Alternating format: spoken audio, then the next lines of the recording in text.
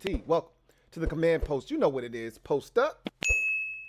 Take command. I, of course, am your Commander-in-Chief, Louie T. Thank you for joining me as we continue on this limited series, Long Shots with a Shot, as we go UDFA Confidential. This next guy that we're going to talk about today is one that I really don't think is going to make the team.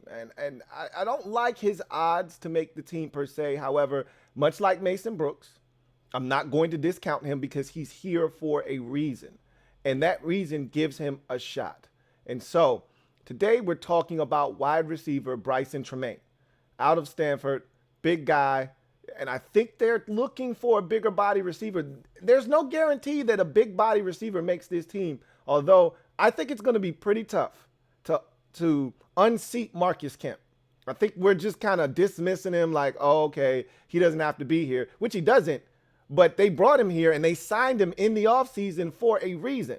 And much like I feel like with Brycen Tremayne, because of one of the members of the staff, knows this guy and vouched for him to be here in Washington, the same can be said for Marcus Kemp.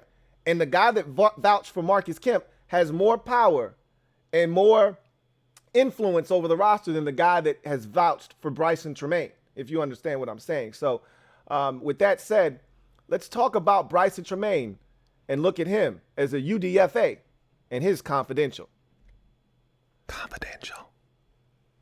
So Brycen Tremayne is 6'4", 205 pounds, ran a 4.57 40 at the Stanford Pro Day.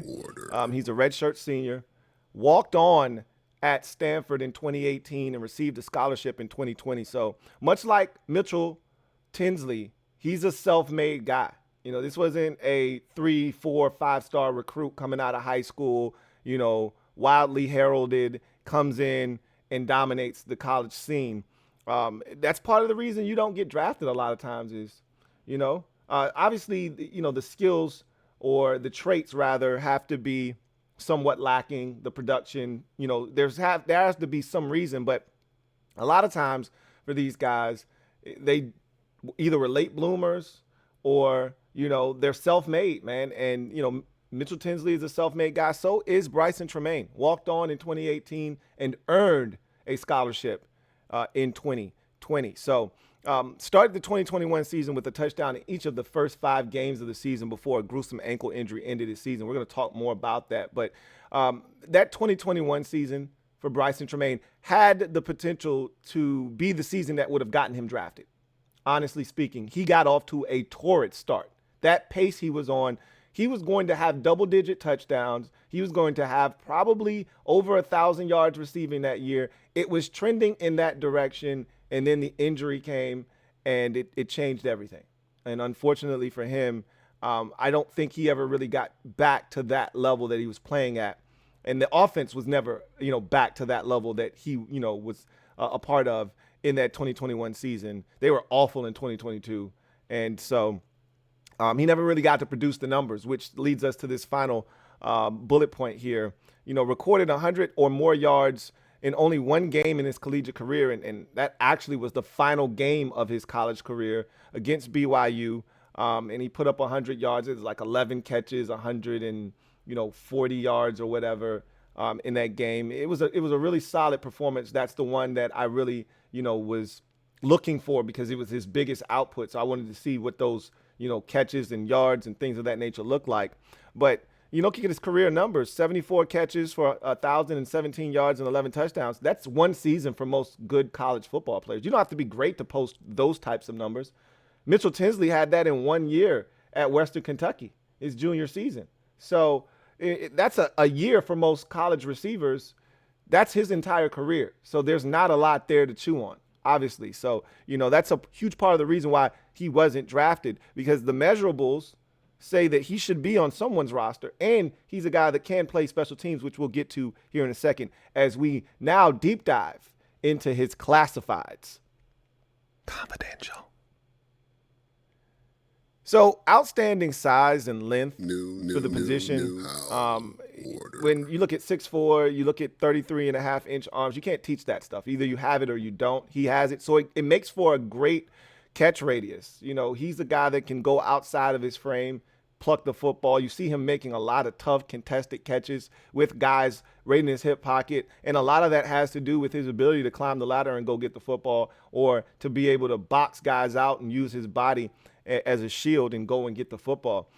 While, that is a great trait to have, size and length, being able to run also helps, or at least having elite quickness. I think he lacks both. So lack of top end speed or a second gear to threaten DBs vertically. In college, guys are playing off naturally. Nobody wants to get beat deep in college. And I don't think those DBs necessarily trust their skills, technique, or traits as much as the pro level corners do. So they're off a lot and soft. So you get easy completions. You get the 5 to 7 yard stop right in front of a corner. But because he lacks that top end speed, you're not going to push guys off. They're not going to back off of you. If they know you can't run by them and they don't respect your ability to run, they're not giving you space. Those easy completions generally don't come, which leads to a lot of contested catch situations for him. And you saw that on tape. Like, a lot of his catches are tough. Rarely do you see him catching a football with no one around unless it's zone coverage and he runs through a zone and uncovers. If it's, a form of zone that, converts to man, he's usually in tight contested catch situations.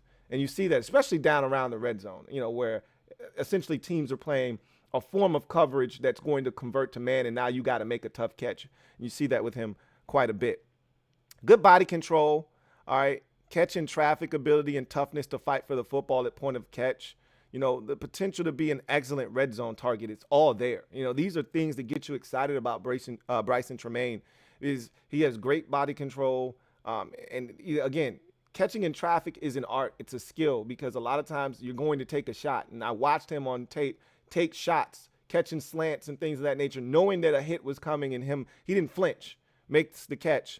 He'll fight for the football. There's a catch against Oregon where he fights the defender for the football and gets the score. And so, he has the potential to be a really good red zone target for a team that doesn't have a lot of size. In the receiver department, he could be a guy that could be absolutely valuable for them in the red zone. A negative is he's the underwhelming collegiate production, spanning 4 years and 35 games. Again, I've already highlighted that 74 catches for over 1,000 yards and 11 scores. That's one season of work for a good, not a great, a good collegiate receiver. So obviously, that's something that you have to take into consideration. There's just not a lot of production there. And you have to ask yourself why.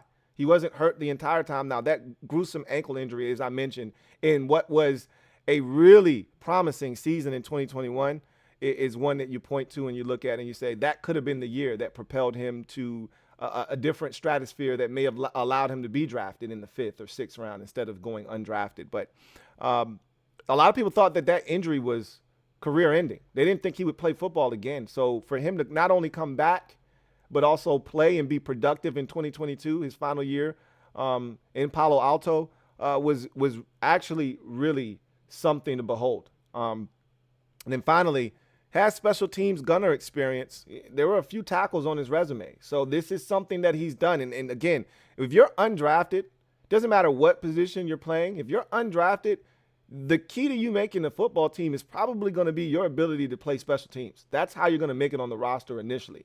Now, whatever you do from there, as far as you getting on the field and being a contributor on the offensive or defensive side, is what you're able to show the coaches. But your first way to make the roster is what can you provide us on special teams. He has experience in that department already, so that helps. And he also has experience working with new Commanders quarterbacks coach, Tavita Pritchard. And that is huge. That's why he's here. If you don't think Tavita Pritchard got in the ear of Ron Rivera and company and told those guys, hey, look, if you're looking for a big target, I know you guys are looking for some big receivers. You brought a bunch of big guys here. All right. The kid from Hampton is a bigger receiver. Jalen Sample is a big receiver. Marcus Kemp is a big guy you guys signed from Kansas City. I know you're looking for a big receiver. It's no secret. I got one for you. Okay. If you're looking for a guy that can play some special teams, you're looking for a guy that can go high point the football, be physical, Brycen Tremayne's the man for the job. Don't think for 1 second their offensive coordinator at Stanford, which was Tavita Pritchard, now our quarterbacks coach here in Washington didn't put a word in for Brycen Tremayne. You got to be kidding me yourself if you don't think that happened. So don't think that won't give him a fighting chance. I'm not saying it's what's going to ultimately have him on this roster, but a lot of times when, rosters are being set up, the coaches literally sit in a room and they go around the room and they ask each individual coach that has anything to do with that player if you have anything to add on behalf of that player or to detract from that player making the roster. Don't think for 1 second Tavita Pritchard won't have glowing things to say about Brycen Tremayne if he comes in here and does the things that he's supposed to do. That's why he's here. We'll see if that relationship with our new quarterbacks coach benefits him or not. So, confidential. The Washington comp for him is our good old buddy Mo Harris. Remember Mo Harris, that sick one-handed grab he had against the Minnesota Vikings? Mo Harris had some games for us, back in the day. And I see a lot of similarities between him and Brycen Tremayne. I think the biggest difference is we used to, laugh and make fun of Mo Harris for not wanting to get hit.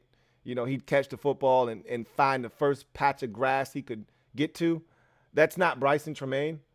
But in terms of how they play, not necessarily the most separation, good hands, great body control, all of those things. You see a lot of it on tape. And Mo Harris was a really good special teams player. That's how Brycen Tremayne is going to have to cut his teeth in this league if he's looking to stick around. So that's going to do it for Brycen Tremayne and his UDFA Confidential.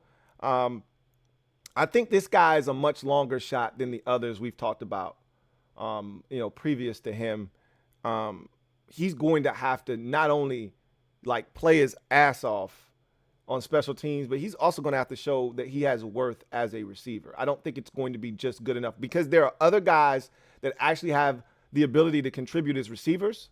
I think he's going to not only have to show that he can help on special teams, he's going to have to show that he can be a contributor as a wide receiver. And I don't know if he's ready to really help in that regard at the level that he probably is going to have to show right away. But, we'll see. Again, the relationship with Tavita Pritchard is one that you should not discount as we consider Brycen Tremayne for a spot on this roster. So that's going to do it for me, your man Louie T, here on the Command Post. Long shots with the shot. I'll see you guys next time. Have a good one. LouieTeeNetwork.